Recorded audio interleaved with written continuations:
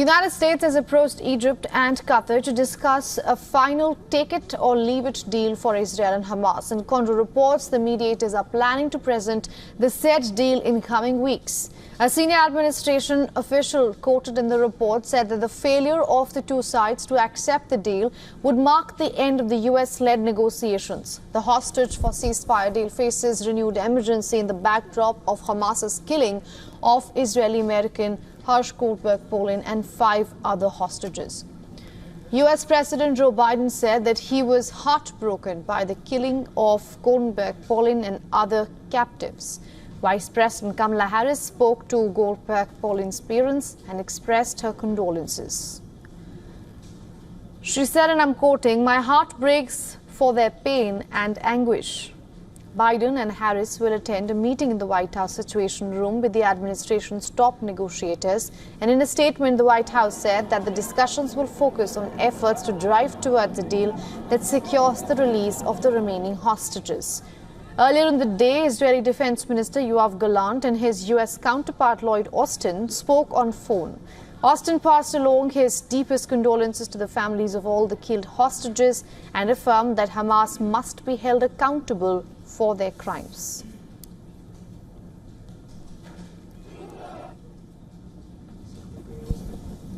It is my honor to be here in the Pentagon.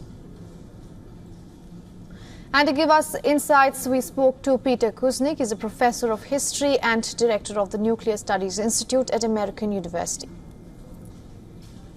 The Israeli Prime Minister needs to take a morally correct stance. He's been on the wrong side of morality and the wrong side of history ever since the retaliation for the horrific attack that occurred on October 7th that killed 1,200 Israelis and took another 250 hostage. But the Israeli people have had enough of this. The Israeli people certainly hate Hamas and blame Hamas for the atrocities that occurred. However, they say enough is enough, and we need to end the fighting and bring home the remaining hostages who are dying probably by the day. But there are more than 100 hostages remaining, and probably several score of them are still alive. And so, led by the hostage families, the Israeli public is standing up to Netanyahu. The estimate is that about 70% of the Israelis are opposed to what Netanyahu is doing and blame Netanyahu. So if his government does topple, we're going to likely get a more progressive government in there. You've got he's in a coalition with extreme right-wingers who are basically fascists, who are against the Palestinians, hate the Palestinians, and don't want to give any rights to the Palestinians, and are opposed to a two-state solution.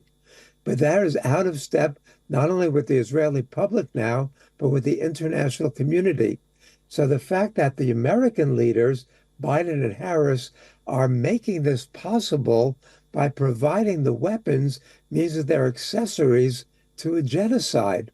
So they themselves are liable for war crimes prosecution.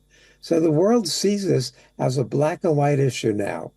Not that the world supports Hamas and what Hamas represents, but they see what Israel is doing and that it is against the will of the Israeli people and the rest of the world population. It's a tragic situation, but something has to be done immediately. For all the latest news, download the WION app and subscribe to our YouTube channel.